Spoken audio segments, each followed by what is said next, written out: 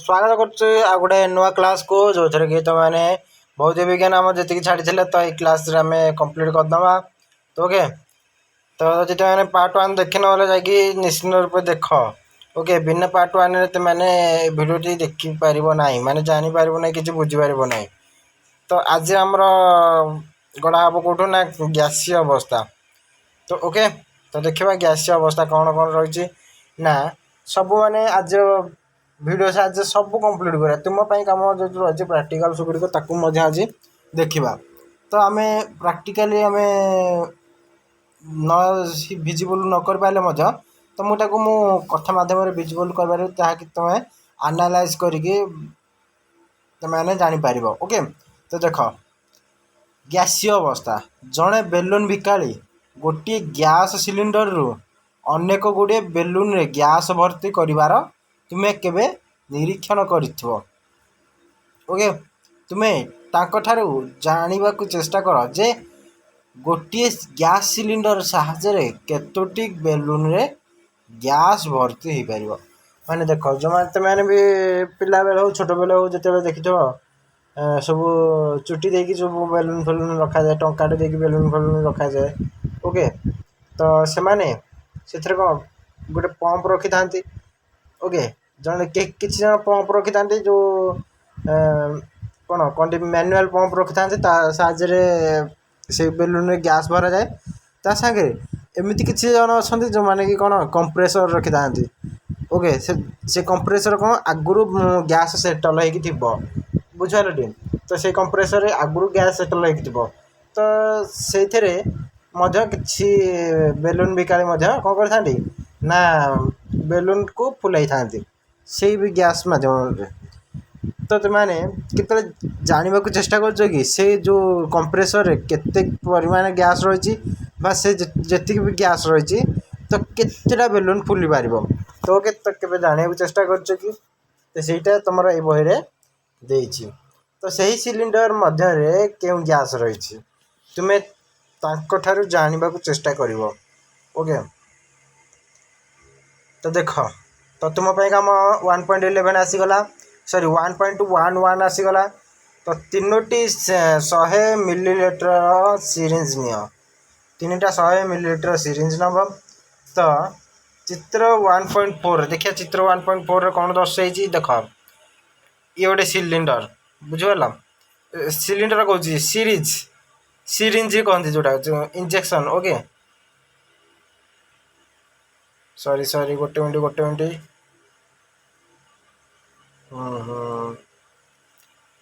तो देख चित्र 1.4 दर्शाई परी यार मुह गुड़ी को रबर कर्क द्वारा बंद कर दिया। तो देख तो यार मुह को ना गोटे रबर कर्क द्वारा बंद कर फास्ट जूम कर विजिबल करुँच तुम को। तो देख ये हूँ कौन गोटे सिरिंज तल देखिए अर्थ ये हूँ गोटे सिरिंज। तो यार मुहटी को रबर कर्क भाई देख बंद कराई आउ यही पार्ट रे आमर कौन रही ना ये पार्ट रे रही से सिरिंज रे कौन सब माने गैस गुड़िक रही सब ये पार्ट रे गैस गुड़िक रही बुझिपार तो। आउ यहाँ कौन से जो सिरिंज पिस्टन टा जहाँद्वारा कि यहाँ को भाई कंप्रेस कले कौन हम से ये जो ये दिखाई रबर कर्क गोटे दिखाई। तो ये गोटे कर्क जोटा कहनी तो सही हूँ कौन एक्चुअली कौन गोटे बेलून ओके। बेलून या भितर आगुरी प्रेसराइज कौन ना से जो गैस थी तो ये पिस्टन दाबिला मात्रे कौन हम ना ये बेलून टी फुलबार आरंभ हो ओके। तो सेटा लिखाई कौन लिखाई देख मु प्रत्येक सिरिंज मध्य पिस्टन गुड़िक काढ़ी दियो गोटे सिरिंज को छाड़ी द्वितीय सिरिंज पानी और तृतीय सिरिंज खंडे चक भर्ती कर पिस्टन को सहजरे सिरिंज उपर पुराइबा पिस्टन उपर किछि भेसलिन लगाई दियो। वर्तमान किछि सिरिंज प्रत्येक सिरिंज भितर थिबा पदार्थ गुड़ी को संकुचित करबा निमते पिस्टन गुड़िक सिरिंज रे कौन पुराई चाप सिरिंज रे पुराई चाप ओके। तो से कहला कौन ना यही आम 3टा सिरिंज नवा। तो चित्र को देखिपार ए जो मझी भागटा देखुच मु रबर रे आग फास्ट रिमूव करनी ओके। ए जो मझी भागटा देखुच ए मझी भाग कौन अच्छी ना गैस अच्छी ओके। ए गैस जगह आम कौन टे चक खड़ी रखा आउ कि आउ गोटे सिरिंज आउ कि जल रखा आउ गोटे सिरिंज रे केवल गैस ही रहिबो ओके। तो गैस रहिबो पिस्टन टी काढ़ी देथिबा काढ़ी देकी भरी करबा ना नहीं चकटी को तो ओके। तो ये जाइले कौन चकटा हूँ गोटे कठिन तापर जो जलटा हूँ गोटे तरल गैस गैस जोटा गैसटा भितर जीव तो सेटा हूँ गैसीय तो ओके। तापर देख कौन तापर कहला जे तो यही सिरिंज रे ये जो पिस्टनटा देखुच तो ओके। ये जो पिस्टनटा देखुच ये बेसिलिन लगे कौन दाबी देले कौन हम ना सिरिंजटा भितर अति सहजरे जीव कारण ये पिस्टन ही गोटे प्रकार रबर कर्क लगी थे तो ओके। तो सहीटा तुम बही रे मेंशन करा जायछि। तो देखिबा कौन आगु रही कौन देखिल केउ क्षेत्र पिस्टन टी सहजरे भितरक चलीगला तुम्हें यही परीक्षा द्वारा केउ सिद्धांत उपनीत है। तो बोले मैंने एबे कह जे आम जो 3टा प्रैक्टिकल कले तो से कौन देखिले तो सिरिंज दाबिया द्वारा कौटा सिरिंजटारे माने कर्कटी कौन प्रेसराइज फुलिला रबर कर्कटी बा बेलून टी ओके। तो खड़ी जोटा भरी करथिले सेटा कौन फुलिबो कि नाई ना खड़ी भरी करथिले जोटा सेटा कठिन अच्छे गैस नहीं तो गैसीयटा ही फुलिबो ओके। आउ जो को जल जल रे किछि परिमाण गैसीय रही ओके। जानथिबो जलर फर्मूला कौन H2O हाइड्रोजन ऑक्सीजन 2 माने हाइड्रोजन जतिक अच्छी तार डबल अच्छे ऑक्सीजन कि किछि परिमाण ऑक्सीजन अच्छी जति परिमाण ऑक्सीजन अच्छी से परिमाण ही जलरा ए रबर कर्क बा बेलून टी को फुलाई पार तो ओके पे बुझलटी। तो तापर देखा ना परीक्षा जनागला जे चाप प्रयोग द्वारा गैसीय पदार्थ कठिन पदार्थ तरल पदार्थ अनुसार सहज अधिक संकोचन होता रोषे ना कौन गोटे मिनट ओके। तो रोषे व्यवहृत होता तरलीकृत पेट्रोलियम गैस जोटा कहे एलपीजी गैस बुझे एवं डाक्तरखाना रोगी मान जोगाई दिया ऑक्सीजन सिलिंडर ऑक्सीजन गैस संपीड़ित गैस अटे। तो बुझल कार ऑटो रिक्शा आदि जान आजिकल संपीड़ित प्रत्येक गैस कौन कंप्रेस्ड नेचुरल गैस कौन तो सेटा हूँ कौन ना सीएनजी गैस बुझिपार तो पिलाने को इंधन रूपे व्यवहार करा जाउछि।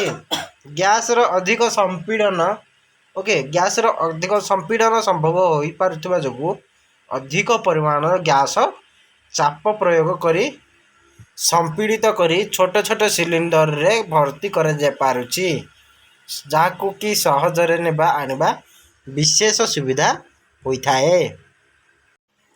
तो कि पिलाने तो रोषे घर भीतर को न जाई रोषे घरे कौन रंधा होइछि तो तार बास्ना आम घरे आम घर बाहर थाई कहि परिबा सत कि नहीं। तो जदि घरे भात भात कहूँ डालमा कि अन्य कौन तरकारी पत्र होइछि तो सेटा आम घर पाखे किंबा बाहर थिले भी आम कहीपर कि नहीं से घर माने कहीं बास्नारू बुझिपार कि नहीं। तो कौन तरकारी होइछि कि कौन रोषे होइछि बोली आम कहीपर तो यही बास्ना आम पाख को किपरि आसला जदिओ खाद्य आम ठार दूर थाए यार बास्नार अणुगुड़िक वायुर अणु मानक सहित मिसी गति करी चारिआडे व्यापी जाए। तो बुझिपाइल गरम खाद्यर बास्ना आम पाखे अतिशीघ्र केतोटी सेकेंड्रे मध्य पहुँची जाए कारण कठिन और तरल पदार्थर विसरण हार ठारू ग्यासीय पदार्थर विसरण हार यथेष्ट अधिक होता है। तो बुझिपार ग्यासीय अणुमानक द्रुत बेग ओ अणुमानक मध्य थिबा अधिक फांका स्थान जोगु ग्यासर विसरण अन्य ग्यासीय मानक मध्य अति शीघ्र होता है। तो ओके देख पे तो ये कौन लक्ष्य कर कहल मत ये जो चित्रटी रही चित्रर ए नंबर चित्र तापर बी नंबर चित्र तापर सी नंबर चित्र तो पे ये कौन लक्ष्य कर तो मत मत कमेंट बॉक्स रे कह पज कर मत कह तो कही सार तो मुझे ना ये कठिन गोटे पदार्थ देखिले जोटा गोटे प्लेट रे बढ़ाई तो से कौन पार्टिकुल गुड़ाक भरपूर मात्रा रे लगा लगी होकर रही बुझे ये तरल पदार्थ गुड़िक रही ये पार्टिकुल गुड़िक टिके छड़ा छड़ी होकर रही बुझेल तो ये गैसीय रही गैसीय पदार्थ किसी रही तो एथर कौन गैसीय पदार्थ मध्य पार्टिकुल रही तो ये बहुत जगह देखिकी से बहुत एरिया माड़ी बसिकी तो से माने लगा लगे ना बुझे कि नहीं ताक मझे अधिक फांका स्थान रही बुझे जो गैसीय पार्टिकल मानक मध्य तो ओके तो या ही देख लो या ही बही लिखाई ये मुझे जहाँ पढ़ी शुणेली यूँ ए भितर जी पढ़ी शुणिले या ही लिखाई बुझल भौतिक विज्ञान पे तुम पूरा पूरी कह गले कौन प्राक्टिकाली तुम्हें जिते पढ़ जिते माने प्राक्टिकाली मन रख तो से तुम माइंड रे मन र तो ओके तो बुझा नेक्स्ट पढ़ा ना गैसीय अवस्था अणुगुड़िक द्रुत बेगर एणे तेणे अनियमित भाव में घूरी बुलती अणुगुड़िकर यही गति को अणुगुड़िकर यही गति जो से निज निज मध्य ओ धारक पात्र कांथरे बाड़े हुंती कांथ उपरे बल प्रयोग करती तो ओके तो गोटे डेफिनेशन टे मन रख ना कौन से डेफिनेशन से डेफिनेशन टा हूँ चाप चाप क्या कह जाए पे देख गैसीय अणुमानक द्वारा धारक कांथर धारक कांथर प्रति एकक क्षेत्रफल उपरे कार्य करने को बल को गैसर चाप कहती तुम्हें मैंने भाविदेल कि से जो मैथमेटिकल चाप बोलिकी ना तो ओके कौन ना गैसीय अणुमानक द्वारा धारक कांथर प्रति एकक क्षेत्रफल उपरे कार्य करुवा बल को गैसर चाप कह जाए पे मन रख एग्जाम क्वेश्चन आसीपे तो ओके तो देख सांद्रता क्या कह जाए तो ये बॉक्स गुड़िक आम ढेर सारा जिन शिखिपर तो से बॉक्स टी आलोचना करें आगे पढ़ा तो देख प्रश्न गोटे लिखाई प्रश्न केत अच्छे तो ओके देख तो सांद्रता क्या कह जाए ना कौन सी वस्तुर एक आयतन रे थिबा वस्तुत्व को सही वस्तुर सांद्रता कह जाए तो सांद्रतार सूत्र केमिति पाइबा ना सांद्रतार सूत्र होची वस्तुत्व केते वस्तुत्व नहीं ता संगे तार आयतन केते ओके से भली भाव कौन सांद्रतार आम सूत्र पाइबा केते सांद्रता अच्छी तो सांद्रतार डेफिनेशन कौन ना कौन सी वस्तुर एकक आयतन रे थिबा वस्तुत्व को सही वस्तुर सांद्रता बोली कह जाए सांद्रता कौन डेंसिटी बुझेल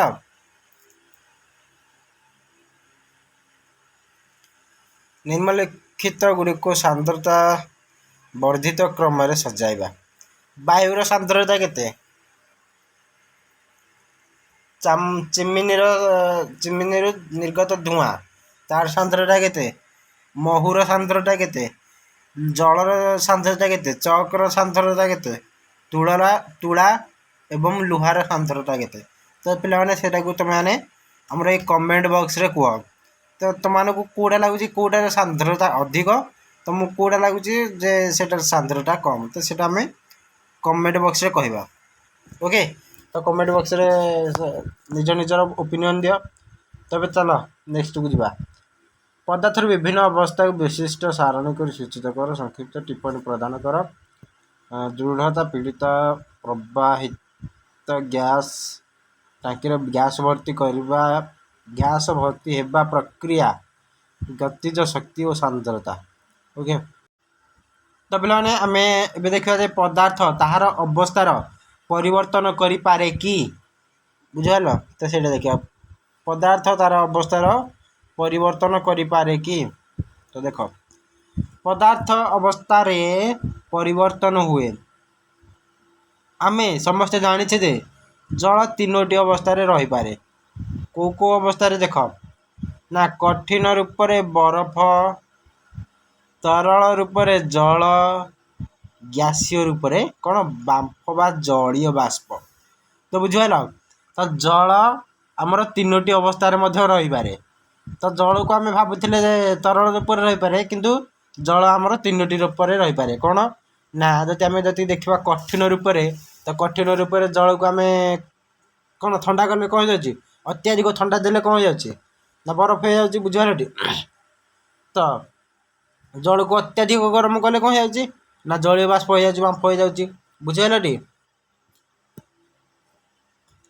तो देख अवस्था परिवर्तन बेले पदार्थर अभ्यंतर कौन घटी थाए कौन घटी थाए तो देख पदार्थर अवस्थार परिवर्तन बेले ताहार अणुगुड़िकर कौन होता है आमको एगुड़िक उत्तर जानवा हेब तो देख तापमात्रा परिवर्तन प्रभाव पुणी तुम गोटे तुम कम आसगला कौन 150 ग्राम ओजनर एक बरफ खंड को गोटे बिकर नहीं यह मध्य थर्मोमीटर को एपरी भाव रखी रख जेपरी थर्मोमीटर पारद थर्मोमीटर पारद रही बल्ब बरफर संस्पर्श में आसुव तो देख चित्र देखिए जापर चित्र कौन दे देख ये गोटे बिकरटे बुझल ये गोटे बिकरटे ये बिकर रे गोटे बरफ खंड पड़ी ओके सॉरी किसी बरफ खंड पड़ी देखिपार से कौन है ना गोटे थर्मोमीटर लगी ये जोटा देखुच ये अट जो लगी यहाँ हूँ गोटे थर्मोमीटर बुझल यार ये थर्मोमीटर पूरा अग्रभाग देखिपार ये थर्मोमीटर पूरा पूरी अग्रभाग गोटे कला कलर गोटे अच्छी जोटा हूँ पारद कहती तो सहीटा ये थर्मोमीटर अग्रभाग लगी बुझल ताकू एमती सेटअप कराई जमी पारदी पारदरती बरफर संस्पर्श आसो तो सहीटा लिखा जा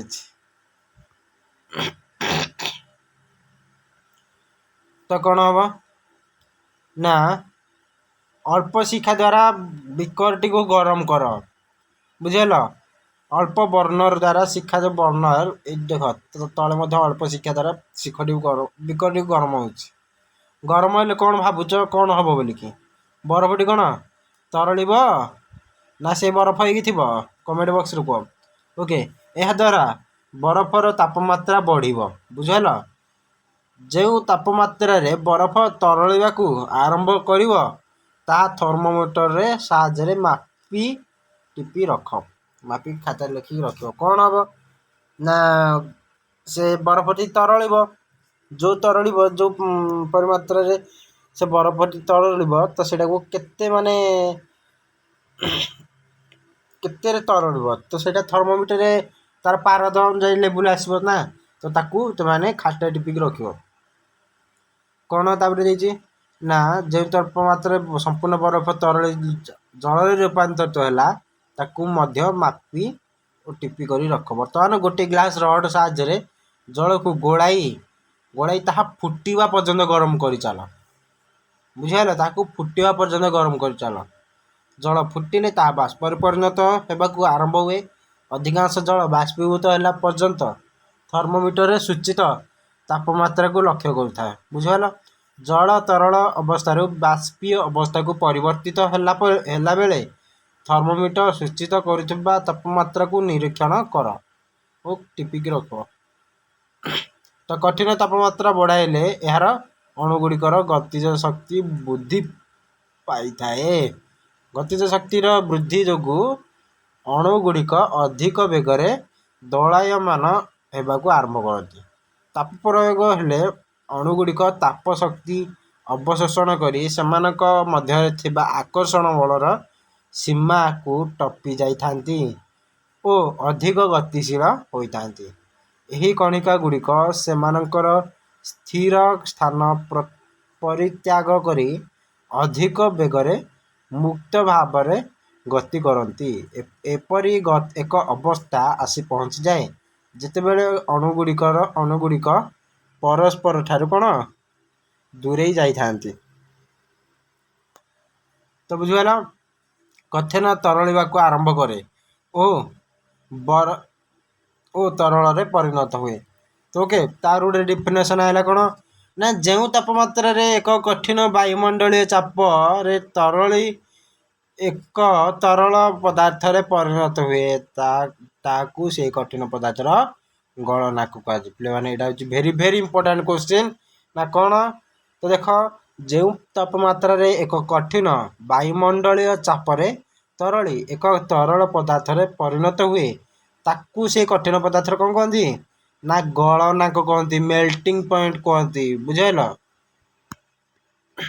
ତ ଗୋଟିଏ କଠିନ ଗଳନାଙ୍କ ଏହା ମଧ୍ୟରେ ଥିବା କଣିକାମାନ ମଧ୍ୟରେ ରହିଥିବା ଆକର୍ଷଣ ବଳର ସାମର୍ଥ୍ୟର ସୂଚନା ଦେଇଥାଏ। ତ ଓକେ, ବରଫର ଗଳନାଙ୍କ କେତେ? ନା 273.16 କେ। ବୁଝିଗଲ? କେର କ'ଣ? କେଲଭିନ୍। ବରଫର ଗଳନାଙ୍କ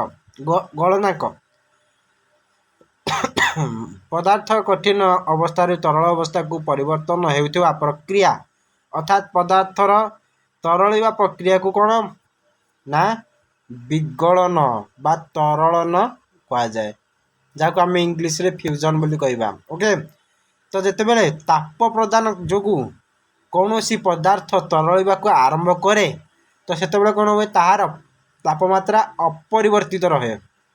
ବୁଝିପାରିଲ? ତାହେଲେ ସେହି ତାପ ଶକ୍ତି କୁଆଡ଼େ ଯାଏ? ତ ମନରେ ଏଇଟା ପ୍ରଶ୍ନ ଆସୁଥିବ।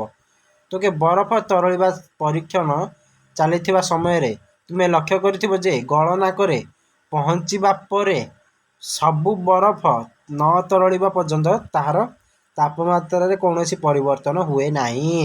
ଆମ ବିକରଟିକୁ ଗରମ କରିବା ପାଇଁ ଅବିଚ୍ଛିନ୍ନ ଭାବେ ତାପ ପ୍ରଦାନ କରିବା ସତ୍ତ୍ୱେ ବି ଏହା ହିଁ ଘଟିଥାଏ। ଏହି ତାପ କଣିକାମାନଙ୍କ ମଧ୍ୟରେ ଥିବା ଆକର୍ଷଣ ବଳର ବନ୍ଧନକୁ ଟପି କେବଳ ଅବସ୍ଥା ପରିବର୍ତ୍ତନ ପ୍ରକ୍ରିୟାରେ ନିୟୋଜିତ ହୁଏ।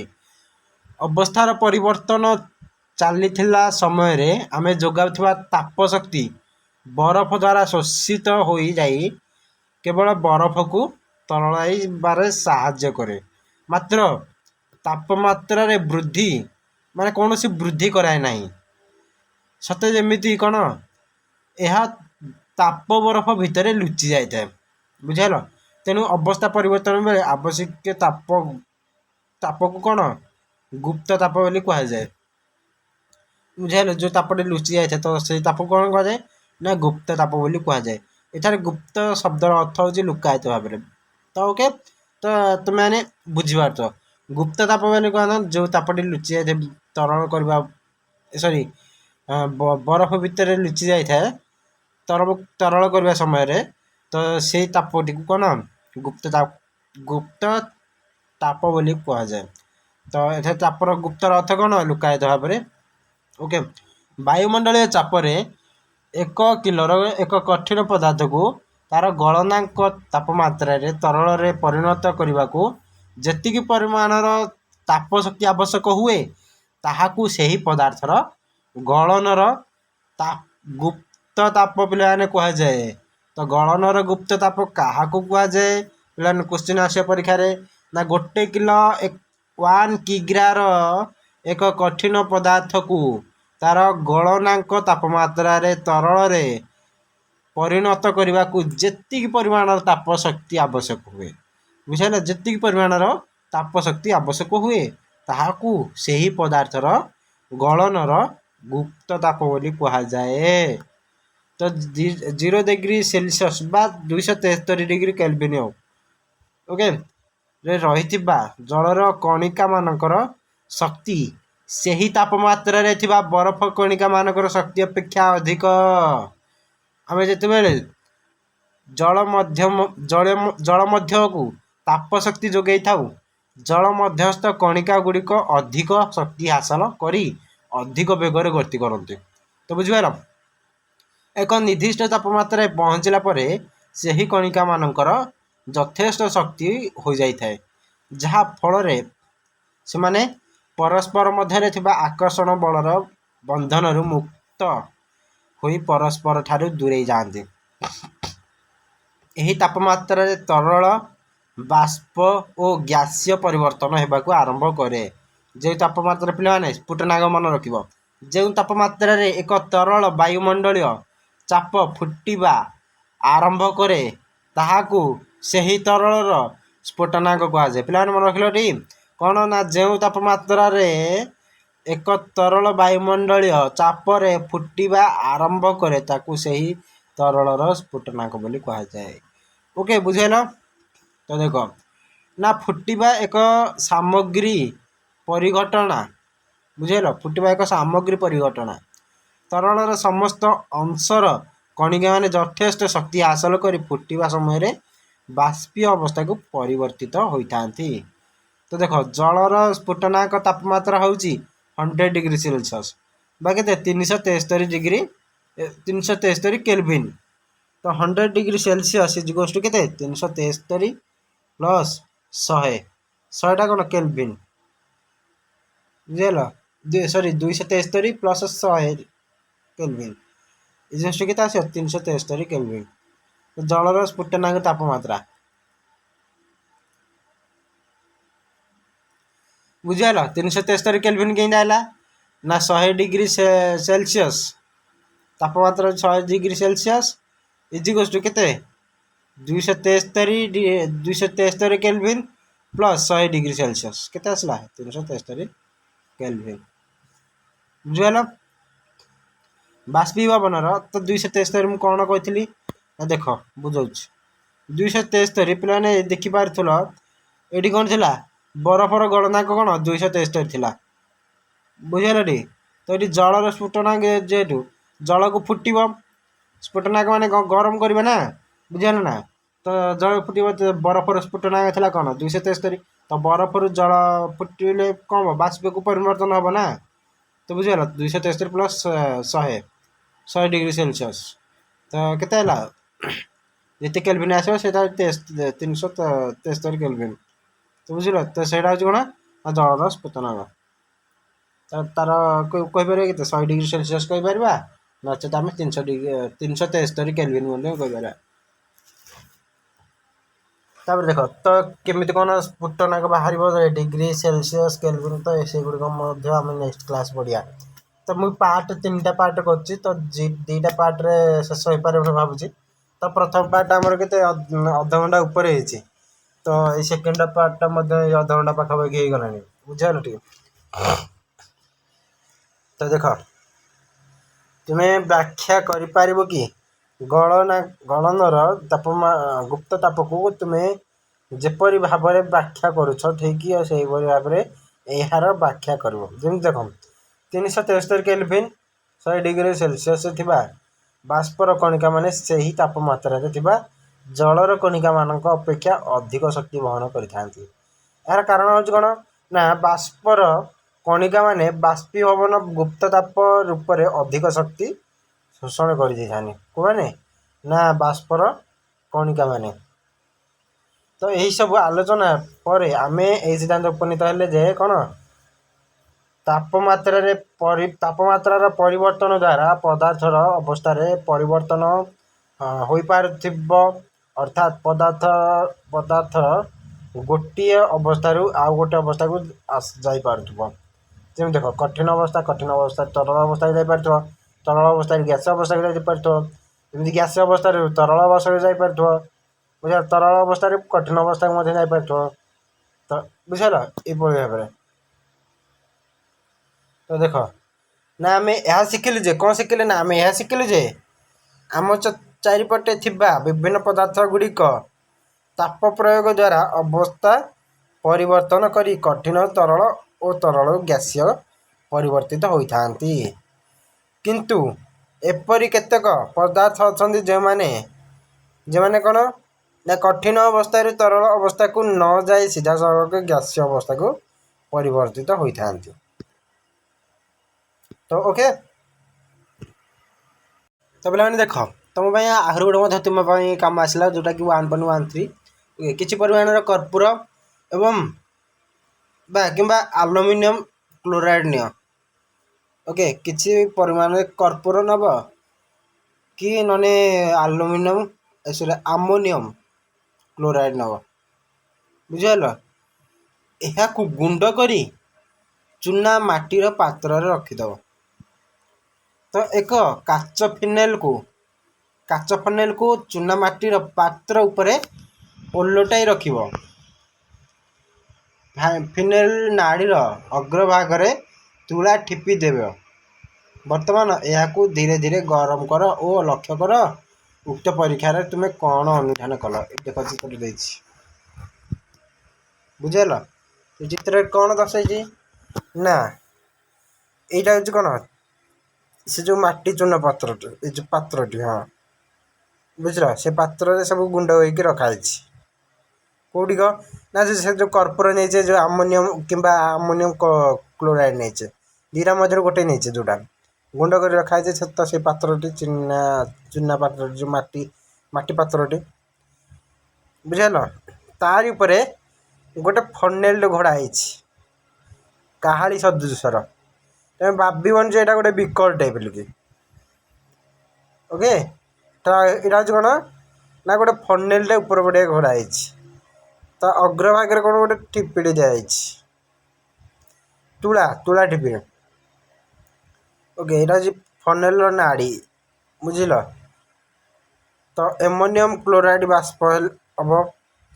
କଠିନ ଆମୋନିୟମ କ୍ଲୋରାଇଡ଼୍ ଏଇ ସାଇଡ଼୍ରେ ସବୁ ଲାଗିବ, ଯେଉଁ ବାଷ୍ପ ହେଇକି ଯିବ ଉପରକୁ, ଧୂଆଁ ହେଇକି ଯିବ ନା ଉପରକୁ। ତ ଇଏ ପଟେ ଯିବ ଧୂଆଁ, ବାଷ୍ପୀୟଟା ଗୁଡ଼ିକ କ'ଣ ହେବ ନା ଏଇ ସାଇଡ଼୍ରେ କିନା ପାସ୍ କରିଯିବ, ଯେଉଁ ଠୁପି ସାଇଜ୍ରେ, ଯେଉଁ କ'ଣ ତୁଳା ଠୁପି ସାଇଜ୍ରେ। ତ ଯେତିକ ଆମର ରହିଯିବ କ'ଣ କଠିନ ପଦାର୍ଥ ଯେତିକ ରହିଯିବ, ଯେତେ ବି ପାର୍ଟିକିଲ୍ସ ଗୋଟେ ଦେଖ, ଯେଉଁଗୁଡ଼ିକ ଛୋଟ ପାର୍ଟିକିଲ୍ସ ତ ଏଇ ତୁଳି ଠିପି ସାହାଯ୍ୟରେ ପଳେଇବେ, ମାନେ ପୁରାପୁରି ଅତି କ୍ଷୁଦ୍ର ପାର୍ଟିକିଲ୍ସ ଗୁଡ଼ିକ, ଆଉ ଗୁଡ଼ିକ ଯିବା ପାଇଁ ସମ୍ଭବ ନୁହଁ। ତ ଏଇ ସାଇଜ୍ ମାନଙ୍କରେ ସବୁ ଲାଗିଯିବେ, ବୁଝିପାରିଲ। ତ ସେଇଟା କ'ଣ ଦେଲା ନା କଠିନ ଆମୋନିୟମ କ୍ଲୋରାଇଡ଼୍ ଦେଲା। ତଳକୁ ମଧ୍ୟ ଏଟାକୁ ବର୍ଣ୍ଣର କରାଯାଉଥିବ, ନହେଲେ ସେ ବାଷ୍ପରେ ପରିଣତ ହେବନି। ବର୍ଣ୍ଣର ହାଲକା ସେ ଗରମ କରାହେଉଥିବ। ତ ବୁଝିଗଲେ କ'ଣ ଲକ୍ଷ୍ୟ କରୁଛ? ତାମାନେ ତୁମେ ଭାବ ନା ଯେଉଁ ଅବସ୍ଥା ପରିବର୍ତ୍ତନରେ କଠିନ ତରଳ ଅବସ୍ଥାକୁ ନ ଯାଇ ସିଧାସଳଖ ଗ୍ୟାସୀୟ ଅବସ୍ଥାକୁ ପରିବର୍ତ୍ତନ ହୁଏ। ତ କି ଗ୍ୟାସୀୟ ଅବସ୍ଥାକୁ କ'ଣ ପରିବର୍ତ୍ତିତ ହୁଏ ଏବଂ ସଂଯୁକ୍ତି ନ ବଦଳାଇ ଗ୍ୟାସରୁ କଠିନ ଅବସ୍ଥାକୁ ପରିବର୍ତ୍ତିତ ହୁଏ। ଏହାକୁ କ'ଣ ଊର୍ଦ୍ଧ୍ୱପାତନ ବୋଲି କୁହାଯାଏ। ପିଲାମାନେ କ'ଣ କୁହାଯାଏ? ଊର୍ଦ୍ଧ୍ୱପାତନ ବୋଲି କୁହାଯାଏ। ଡେଫିନେସନ୍ଟି କ'ଣ? ଯେଉଁ ଅବସ୍ଥା ପରିବର୍ତ୍ତନ କଠିନ ତରଳ ଅବସ୍ଥାକୁ ନ ଯାଇ, ବୁଝିଲ, କଠିନ ତରଳ ଅବସ୍ଥାକୁ ନ ଯାଇ ସିଧାସଳଖ ଗ୍ୟାସୀୟ ଅବସ୍ଥାକୁ ପରିବର୍ତ୍ତନ ହୁଏ। ଯେମିତି ଗୁଣ୍ଡ ଆମେ କରୁଥିଲେ, କର୍ପୂର ଗୁଣ୍ଡ, ଆମୋନିୟମ କ୍ଲୋରାଇଡ଼୍ ଗୁଣ୍ଡ, ବୁଝିଲ, ଅବସ୍ଥାକୁ ପରିବର୍ତ୍ତିତ ହୁଏ ଏବଂ ସଂଯୁକ୍ତି ନ ବଦଳାଇ ଗ୍ୟାସରୁ କଠିନ ଅବସ୍ଥାକୁ ପରିବର୍ତ୍ତିତ ହୁଏ। ଏଥିରେ କ'ଣ ହେଲା ଲକ୍ଷ୍ୟ କର। ଦେଖ, ଏଥିରେ ଆମେ କ'ଣ ମାଟି ପାତ୍ରରେ ଗୋଟେ ନେଇଥିଲେ, କ'ଣ ଆମୋନିୟମ କ୍ଲୋରାଇଡ଼୍ ନେଇଥିଲେ, ବୁଝିଲ। ତ ସେଇଟା ଗୋଟେ କଠିନରୁ ପୁଣି କ'ଣ ହେଲା ବର୍ଣ୍ଣର କରିବା ଯୋଗୁଁ ଯେଉଁମାନେ ଗରମ କରିବା ଯୋଗୁଁ ସେଇଟା ଗ୍ୟାସ୍ରେ ପରିଣତ ହୋଇଗଲା, ଉପରକୁ ଉଠିଲା ଗ୍ୟାସ୍ଟା, ବୁଝିଲ। ଯେଉଁ ପାର୍ଟିକଲ୍ ଗୁଡ଼ିକ ଏ ତୁଳା ଠିପି ସାହାଯ୍ୟରେ ପାସ୍ କରିପାରିବେ ତ ସେମାନେ ପଳେଇଲେ। ତ ଯେଉଁଗୁଡ଼ିକ ବଡ଼ ପାର୍ଟିକଲ୍ ରହିଲା କିଛିଟା ତ ସେଇଗୁଡ଼ିକ ଏଇ ସାଇଡ଼୍ରେ ଲାଗିଗଲେ, ଯେଉଁଟାକି ଆମେ କ'ଣ କଠିନ ପାର୍ଟିକଲ୍ କଠିନ ଏମୋନିୟମ୍ ଆଣି ମଧ୍ୟ କରିପାରୁଛେ। କଠିନରୁ ଗ୍ୟାସିୟକୁ ପଳେଇଲା, ପୁଣି ଗ୍ୟାସିୟରୁ ପୁଣି ଏଇ ସାଇଡ଼୍ରେ କଠିନରୁ ପୁଣି ରୂପାନ୍ତରିତ ହୋଇଗଲା, ବୁଝିଲ। ତ ସେଇଟା ତୁମର ଏଇ ବହିରେ ଲେଖାହେଇଛି। ତ ତାକୁ କ'ଣ କହନ୍ତି ନା ଊର୍ଦ୍ଧ୍ୱପାତନ ବୋଲି କୁହାଯାଏ। ତ ଓକେ, ତ ପିଲାମାନେ ଆଜିର କ୍ଲାସ୍ଟିକୁ ଏଇଠି ରଖିବା। ଭାବୁଛି ବହୁତ ଲମ୍ବା ଭିଡ଼ିଓ ହେଇଯିବନି, ତ ଓକେ, ତୁମକୁ ବୋରିଂ ଲାଗିବନି। ତ ନେକ୍ସଟ କ୍ଲାସ୍ରେ ଆମେ ଦେଖିବା ଚାପ ପରିବର୍ତ୍ତନର ପ୍ରଭାବ। ତ ଏଇଠୁ ଆମେ ନେକ୍ସଟ କ୍ଲାସ୍ରେ ଆରମ୍ଭ କରିବା। ତ ଆଜିର ଭିଡ଼ିଓଟି ଏତିକି ରଖିବା। ତ ନେକ୍ସଟ ଦେଖା ହେବ ନେକ୍ସଟରେ। ବାସ୍ ତୁମେ କେବଳ ଲାଇକ୍ କରିଦିଅ, ସେୟାର କରିଦିଅ, ସବସ୍କ୍ରାଇବ୍ କର, ପାଖରେ ଥିବା ବେଲ୍ ଆଇକନ୍ଟିକୁ ଅଲ୍ ପ୍ରେସ୍ କରି ରଖିଥାଅ, ଯାହାଫଳରେ କି ଏଭଳି ଭାବେ ଲାଟେଷ୍ଟ ଭିଡ଼ିଓ ବା ଲାଟେଷ୍ଟ କ୍ଲାସ୍ ଗୁଡ଼ିକ ତୁମେ ଅତି ଶୀଘ୍ର ପାଇଯାଇପାରିବ। ତ ଆଜିର ଭିଡ଼ିଓଟି ଏତିକି, ନେକ୍ସଟ ଦେଖା ହେବ ନେକ୍ସଟ। Bye bye.